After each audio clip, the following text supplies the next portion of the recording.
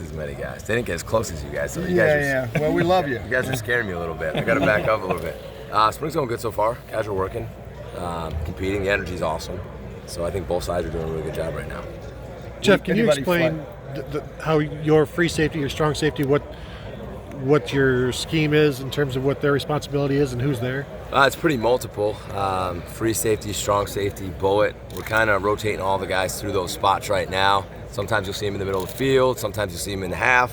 Sometimes you'll see them down in the box. Sometimes you'll see them lined up over the slot. So really all three of those guys are pretty versatile. So you can take any safety in our room right now, and we're trying to make it so we can plug and play them at all of those positions. So we don't just say, you're this. The more multiple we can be, the more we can do on defense. What are you talking about? What's the best thing that's occurred? Are you seeing depth now? Are you seeing some guys flash who are head and shoulders above the others? No, the best thing I see is I think guys are getting better every day. We just keep talking about technique. And the great part about these guys is they're just buying into everything you tell them. I mean, and they're trying it. They're coming out. They're asking questions. They know they're coaching each other. So just the improvement in the overall technique, because that's what spring's about. Spring's about creating a culture, playing with great energy, and getting better at fundamentals and technique, which ultimately are going to win and lose you games. So that's what I think our biggest strides need to make, and our biggest improvements are coming. Jeff, what have you thought about Damon Arnette? He's been a guy who's been up and down throughout his career. Well, I haven't seen any down yet. So everything I see from him, like I told you guys, or I told him, is whatever happens right now is all I see, because I'm here now. Yeah. So I haven't seen any down from him. I see a guy who's doing everything right on and off the field. I see a guy who's giving it all he has. Guy in the meeting room who's awesome. So very pleased with Damon.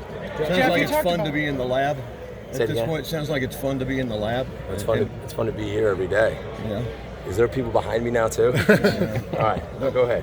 You discussed technique earlier. Are you guys still focused on the rugby style tackling? Yeah, we're still teaching the components of the rugby style tackling. The whole key to tackling is trying to keep the head out for the safety of the game. I think there's other things that we've all learned and we've come together to talk about, but the main thing is to keep the head out of it, just for safety purposes.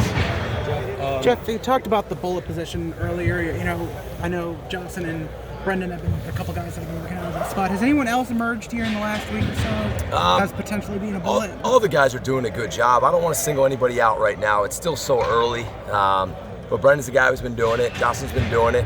And you also see, eventually all those guys should be able to do it, because that piece of the puzzle can be very interchangeable in where we decide to put them. But those guys are doing a good job right now. And I asked Al what he looks to identify a bullet. What do you look for when you're looking for someone to fill that kind of hybrid position? Tough, versatility, has coverage ability, can blitz, can run, can tackle.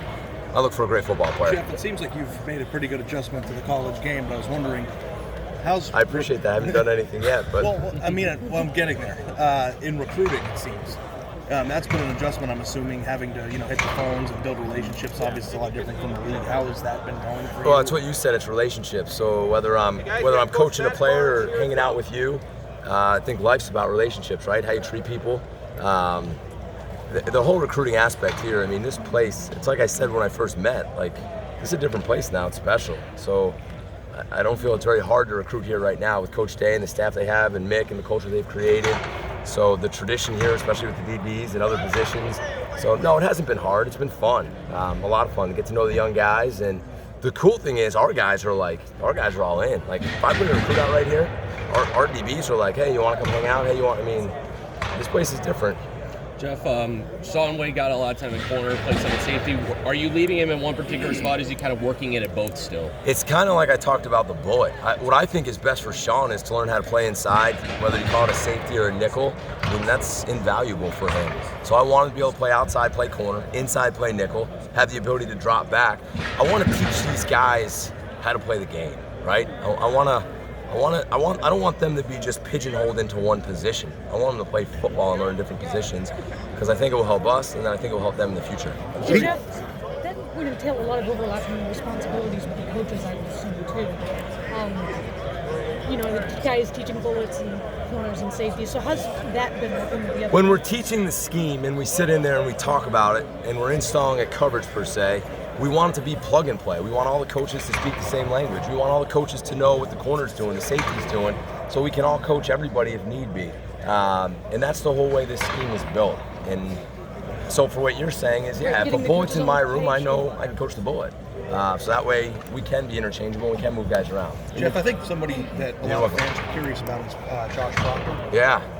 People think that he might have some athleticism that we've seen here in the past, like from a guy like Malik Hooker. I know that's a pretty big comparison, but what have you seen from him? Is he on that level? I don't want to compare anybody to anybody, and I think that would be unfair to do that to Proctor.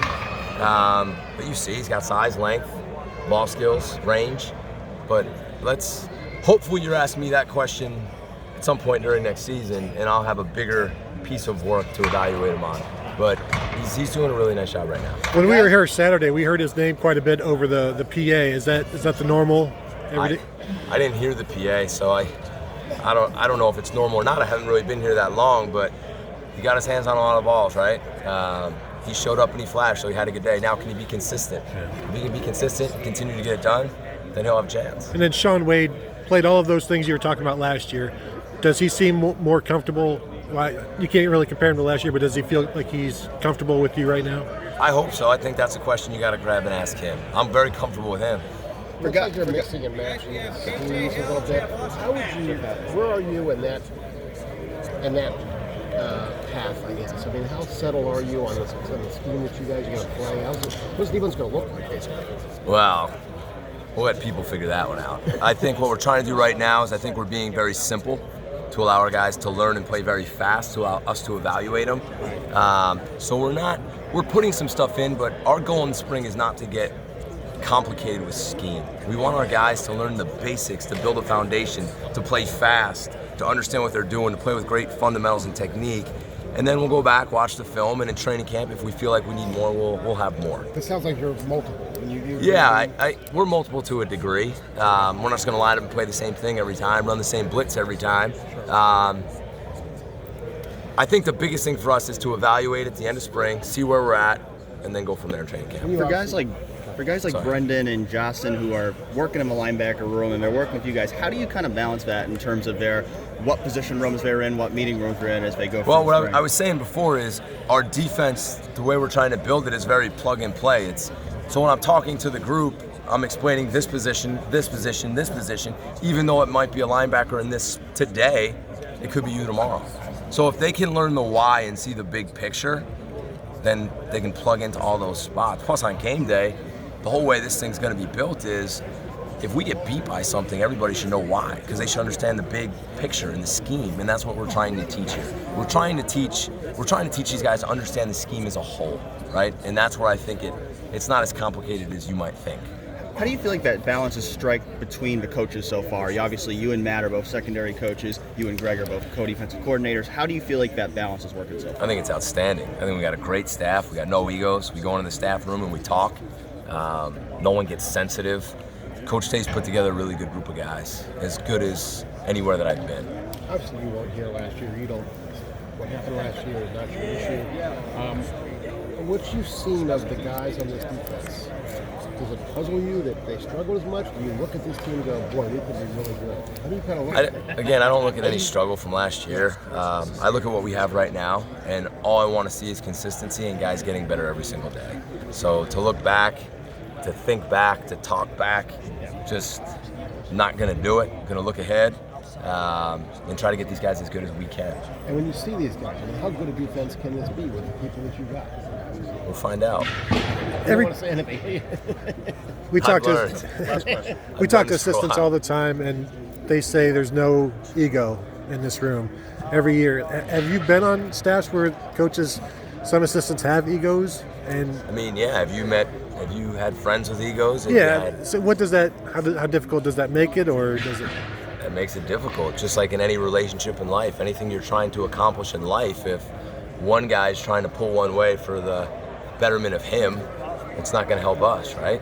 So, yeah, I think in all aspects of life, if you're dealing with people that have to come together for one common goal, if there's no egos, you have a fighting chance. And right now, it's been pretty good. Thanks, Jeff.